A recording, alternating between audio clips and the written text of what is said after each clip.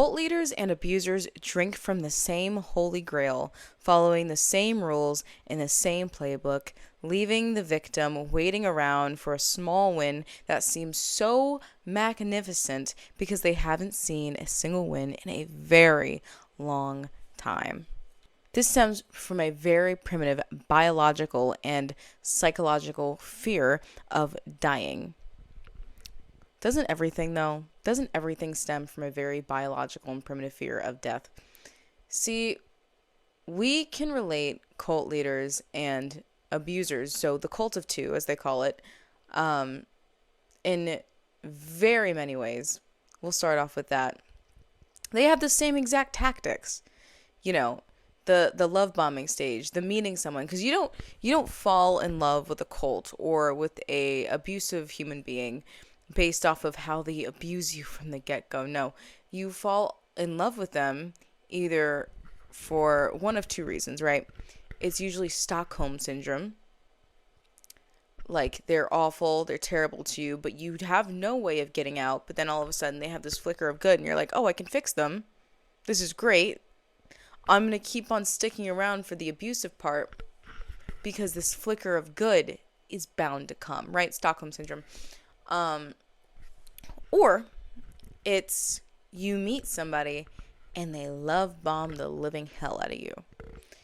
They offer you promises of this amazing eternal salvation, like a cult leader. Like, oh my God, well, when we get married one day, they're showing you how good it is, or they're relating to good things. They're relating good things to this mythological substance that's completely out of anybody's control. Like, oh my God, you had a good day today? The duck god is looking after you. We're just going to make up a random one. I don't know if that's real. I don't know. But like, oh, the rubber ducky god is specifically blessed on you today because we met, or because it knows that you are where you're supposed to be right now. This is why things are going good for you. Or with an abuser, it's like, I love you. You know what? I've never felt this way about anybody this quickly before, and I've felt this way about you. You are the one. I am willing to go above and beyond to meet the goals and expectations of your sweet little heart and to progress and move forward with having you in my life for the rest of my life.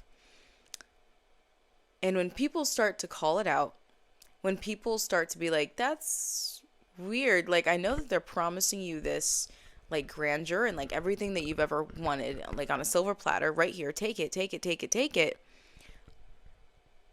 But that doesn't seem suspicious to you, because what's the ulterior motive? When people start to call that out, that's when they start to isolate you. Cult leaders and abusers alike, right? That's when it stops being, I love you so much, to, you would let your friend say something about that? Wow, aren't they jealous? Aren't they jealous of what we have? Our love, our commune. Us. Why do you need anyone else? I'm offering you everything you ever wanted. You are selfish. You are manipulative. You are a bad person. Interesting, right? And then they they don't outwardly say, like, oh, your friend is a horrible human being, you should cut them off. Because if they said that about your friend, then you obviously have a sense of protection with somebody you've known for quite a bit longer than them, I'm assuming. And it's like, well, why would you say that about that? Like, well, dude, like, stop it. But when they're obviously in the way of your happiness, because what these abusers do is they find you in a spot of vulnerability. They find you either financially struggling, spiritually struggling, after a big loss, something has happened. That's when they get you. That's when you're vulnerable. That's when you're confused. You don't know what's going on. You feel like you're behind in life. Whatever the case may be, you need something to help. You need something to get you out of that. Move in with me. Move in with me. I love you. I will treat you right. Quit your job. I will do whatever it is that you want me to do in order to prove I love you. Why are your friends being horrible to me? They're jealous. They're jealous. I hit you because I love you. I hit you because You weren't acting correctly. And this, me telling you you're not acting correctly, is us rebuilding our relationship and improving upon it. Why are you being so selfish? Do you not want everything you've ever wanted, which is what I'm promising you? And then you become tied to the ideology of, the gamble. That's the gamble addiction. If I keep playing the slot machines, all the time that I spent, all the money that I wasted is worth something. There's a light at the end of the tunnel. There is eternal salvation, but I'm trying not to use notes, a script, so I'm reading off the back of my hand here. When you cannot do anything, you tend to leave it up to God, right? And when you have no one else, which in these relationships, you usually have nobody else because they've isolated you from everybody so far. They are your only source of good and bad, the only source of heaven and hell. And when you're leaving it up to God, unfortunately, when you found yourself in this string, they have become your God, this cult leader or this abusive partner, which is a cult leader of two, right? I have more notes because cult leaders are abusers. Okay, authoritative cults, they're abusers. They have the very, very similar tactics of, sleep deprivation, humiliation for mistakes. They'll bring up past mistakes constantly to humiliate you, either publicly or privately, all for the mirage of working on the relationship and getting better at it. And you eventually start to associate this with, this is so bad, this is so awful, but then they do something good. Wait, hold on. They do something good for you. They are so nice to you one day. They're so kind. They can do no evil. They get you something. They get you a gift. They apologize. They hold you. They hug you. They shower you in communal love and offerings and understanding. And they get you through a hard time when you're starting to doubt it, when you're starting to doubt what's going on. And then you're starting to think, hold on. Am I crazy? They gaslight you. Am I crazy? Does everyone go, am I being selfish? I don't have to work. They provide for me. They love me. And when I do work, I give it to them because they're already providing for me. It's my give back, right? That's what you think. That's what you believe. Am I being selfish? Why am I having these thoughts over someone who has offered me everything I could have ever wanted? Your brain cannot catch up quick enough. It cannot rationalize the irrational quick enough because you are currently in a primitive state of fight or flight. If you are kicked out of the group, biologically, evolutionarily speaking, you are going to die, right? If you are ostracized, if you are abandoned, that meant certain death. So we tend to follow these people that have a false sense of confidence in what they're doing. These cult leaders, these abusers, the people that seem like they know everything that's going on, the people that seem like your God, because it's a shortcut to survival. When you see somebody, hey, don't go that way. There's a wolf that's going to eat you if you go that way. Better safe than sorry, right? The risk of not believing somebody, the risk of not having this eternal salvation outweighs what's going on in your head. Because wait, what if you leave? What if you leave, right? What if you leave? What if you abandon this? What if you decide today is the day, enough is enough, I can't do it anymore? If you've been with someone for 10 years and this is happening to you and you're like, you know what, I don't have another 10 years in me. But wait, that's the day Jesus comes back. What? That's the day that your Savior comes back and they save everybody, but you left. Uh-oh. What if the person abusing you treats the next one correct? What if they treat the next one better? That's your Savior moment. What if the Savior comes out, you just had to wait a little longer? What if you just had to forgive them one last time? Uh-oh. That's the risk. It is a primitive belief that when you realize that you do not have a sense of control, you will give it to somebody who seems like they do. The person that seems the most confident. Even if it's a false sense of security, even if it's a false sense of confidence, it is this, I don't know what I'm doing. I don't have another way out. You seem like you know what you're doing. You have more people backing you up. Or you have nobody, but you know me. You see me. You see me. You see my beliefs. You see my love. You see my inspirations. And you're offering it all to me right now. All I have to do is trust you. All I have to do is put up with the abuse. What are you doing? And you will rationalize this behavior because the light at the end of the tunnel, it wasn't that bad. You can't talk to anybody about it because you've been isolated.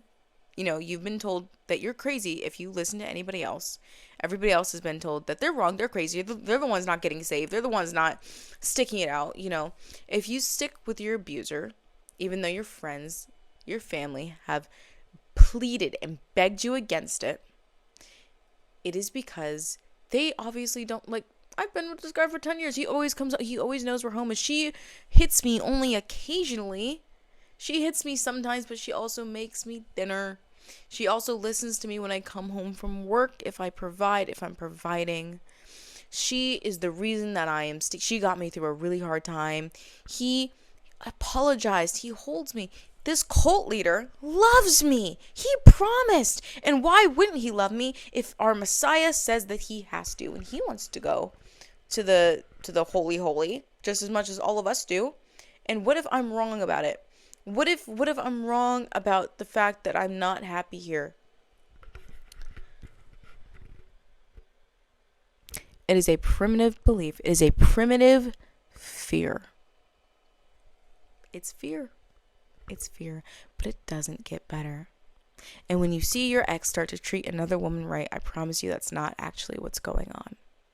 When you see a cult leader let you go and you're like, well, looking out from the outside, like, they're so lovely, they're so sweet. Like, yeah, like, I didn't get paid for any of the work that I did, but I had free rent.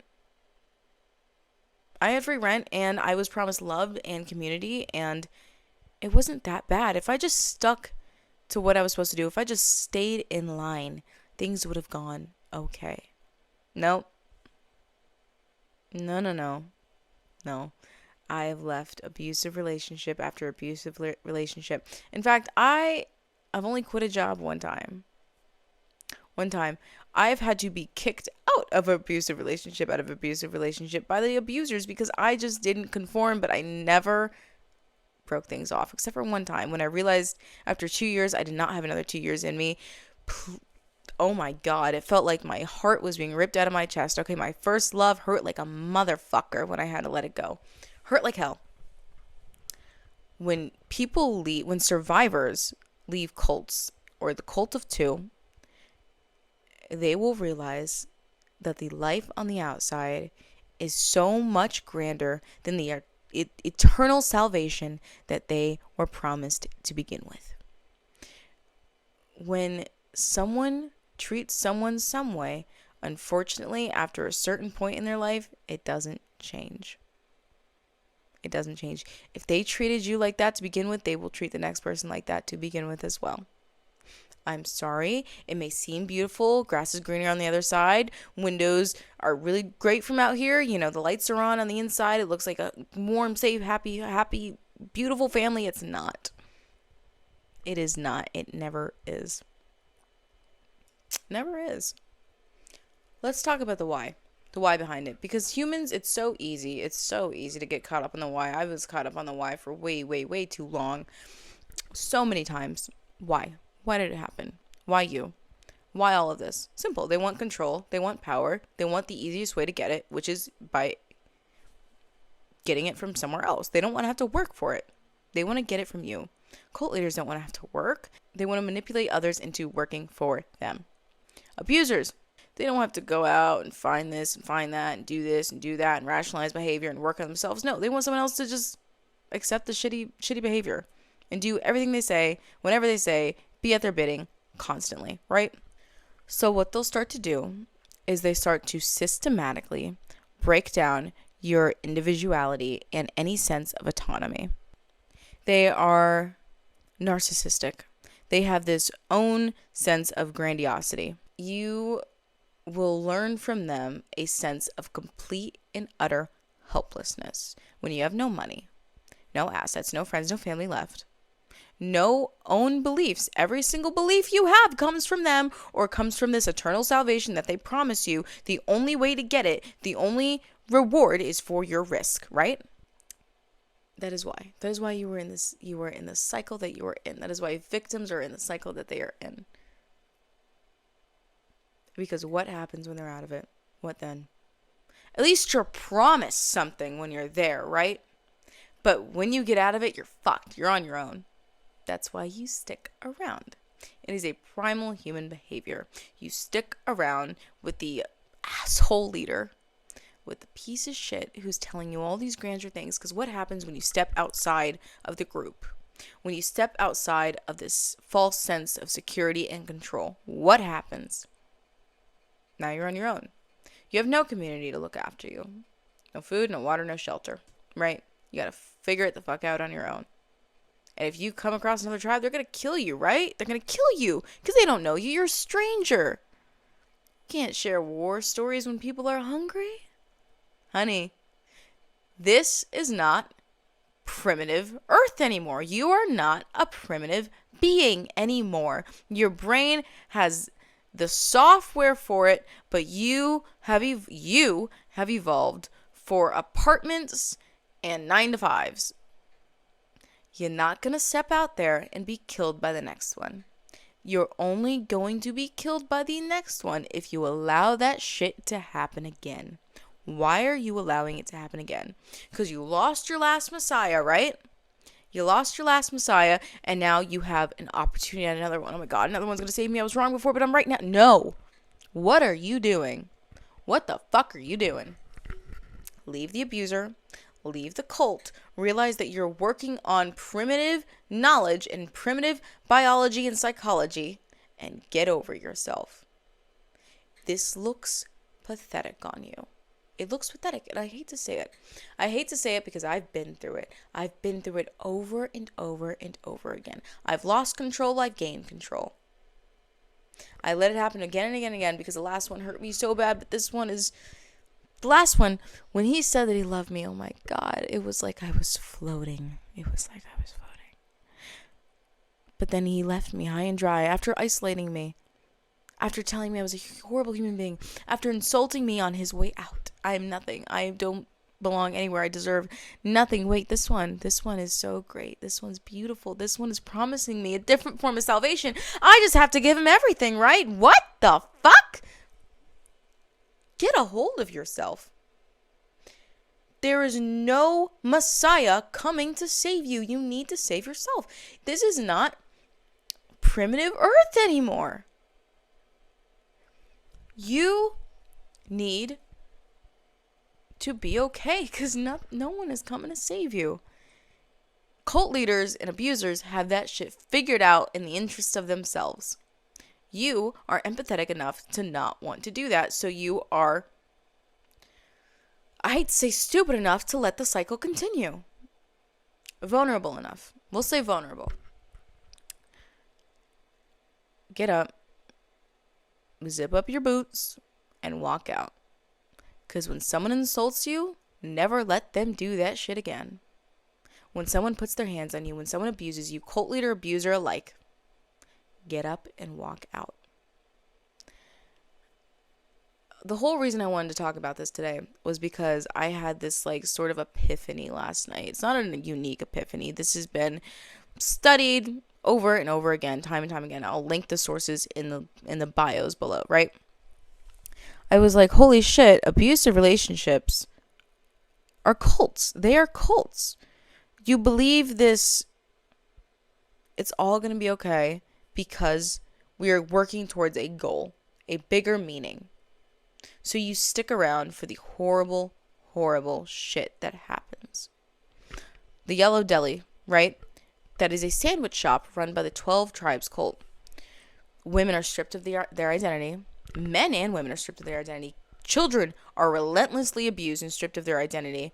And they're forced to be happy for it. They're forced to be grateful. They're forced to see the greater meaning.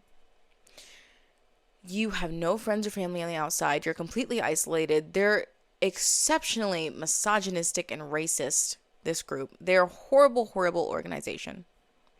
You work for them for free. Manual labor, you either work in the deli, you sleep on the floor, or if you're blessed enough, you get a bedroom, you get a yurt or some shit, right? There's been raids across America, Germany, Australia, and I'm pretty sure France, and they've all contained immense amounts of child abuse. And people stay. Why? Because now their children are involved. Now, fuck, what if I'm wrong? What if I leave? What if my child will not be saved anymore? A couple of beatings for them to comply so that Jesus comes back down and saves us all one day, and we're the chosen ones? What happens if I'm wrong and I leave? Now their children are involved. What happens if you leave when you already had nothing and you got there and you left? It is primitive. It is the belief that outside of the club, outside of the tribe, there is nothing but certain death. And they constantly gaslight and reassure you, if you stick through all the hard parts, it's just hard work. It's just the price you gotta pay. The price you gotta motherfucking pay. It's going to pay out well. It is an addiction. I guess that is all. Thank you for listening. Join me again next Saturday.